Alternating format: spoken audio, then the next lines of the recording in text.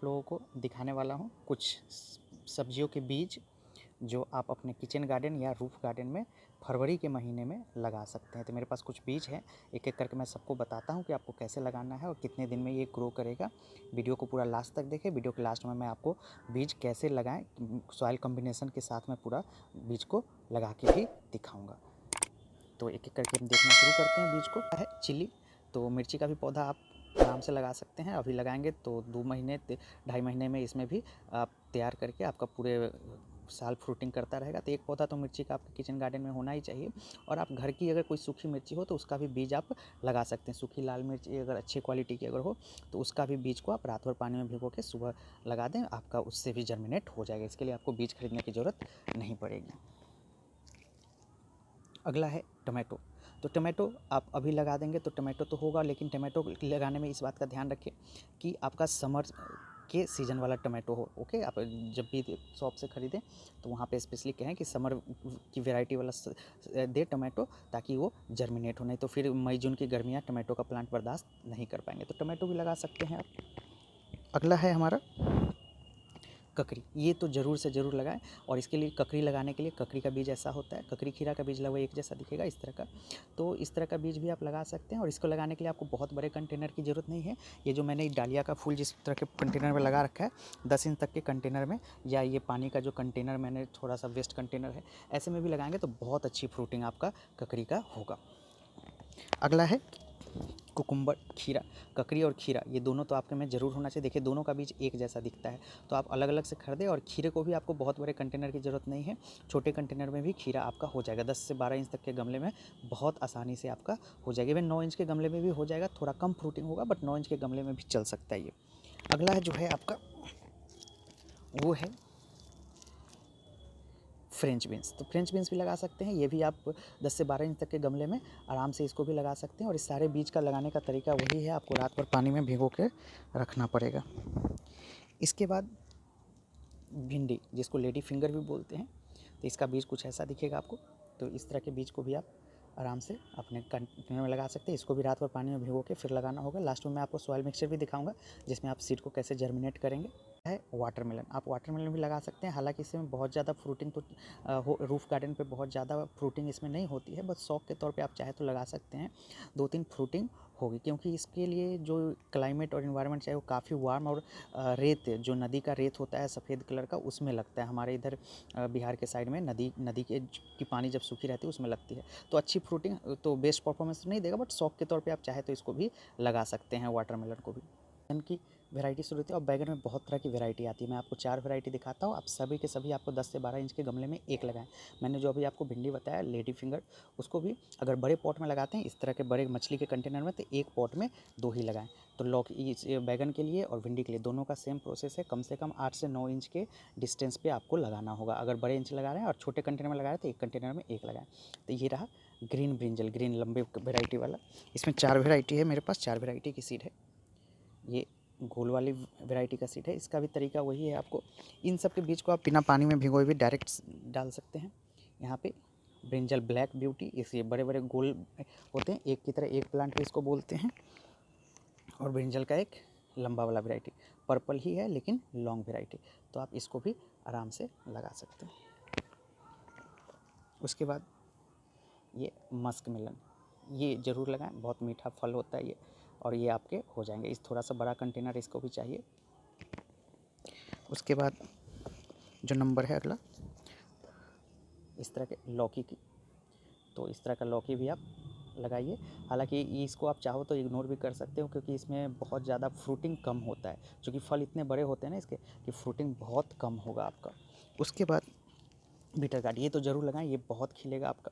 Beater guard भी अगर आप लगा लेंगे तो आराम से आपका पूरा सितंबर अक्टूबर तक इसमें से फ्रूटिंग होता रहेगा। तो इसको भी लगाएं बीटर गार्ड को। इसको भी थोड़ा बड़े कंटेनर में लगाएं। अगर इस तरह के कंटेनर है तो एक कंटेनर में आप 2 लगाएं। ओके, और नहीं तो 12 से 13 इंच के गमले में आप लगाइए। उसके बाद अगला नंबर है स्पॉन्ज गार्ड, घिया भी शायद इसको बोलते हैं। ओके, तो ये भी आप लगा सकते हैं। इसको भी बड़े कंटेनर में ही लगाना होगा आपको। और आखिर में पालक है। पालक चाहे तो अभी आप पालक लगा सकते हैं, मार्च तक होगा, क्योंकि फिर अप्रैल मई से आपका पालक फिर ग्रो नहीं करेगा। तो अभी पालक डाल देंगे तो मार्च तक आपको फिर से एक राउंड पालक का मिल जाएगा। तो ये रहा हमारा कंप्लीट सीड्स।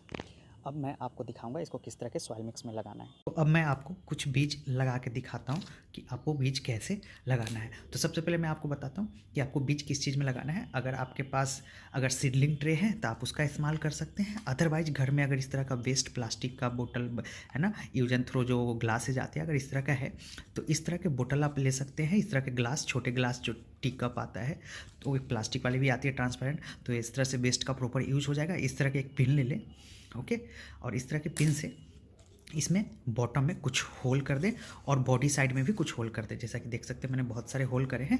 तो इस तरह के पिन से आप इसमें होल कर दें।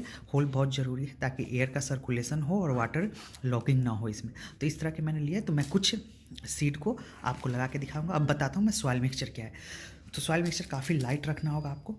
60% आपके पास होना चाहिए इस तरह का कोकोपीट, जो मेरे पास है इस तरह का 60% कोकोपीट, और 40% कोई भी वर्मी कंपोस्ट या काउडंग, मेरे पास काउडंग कंपोस्ट है। इसको पूरी तरह से आप अच्छी तरह से इस तरह से मिला के एक फ्लफी सा लाइट सॉइल मिक्स तैयार करें। उसके बाद तो सॉइल मिक्स मैंने तैयार कर लिया है और सारे में इस तरह से भर लिया है, और मैंने सभी में मार्किंग कर दिया है ताकि मुझे पता चले कि मैं कौन से कंटेनर में मेरा कौन सा बीज है।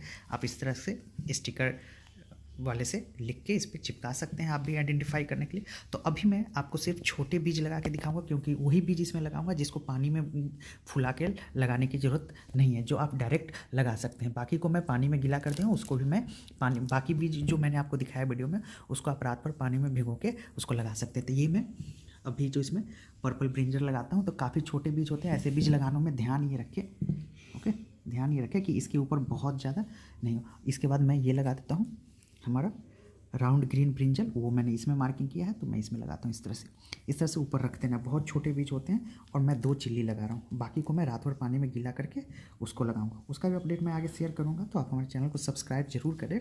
आगे भी मैं इनका अपडेट भी दूंगा, आगे इन सीड्स को ग्रो होने का अपडेट। अब दूसरा बात ये ध्यान रखना है, कई बार लोग होते हैं इस तरह के बीज जब डालते हैं तो ऊपर से बहुत सारी सॉइल मिक्स डाल देते हैं। इतना डालने की ज़रूरत नहीं है।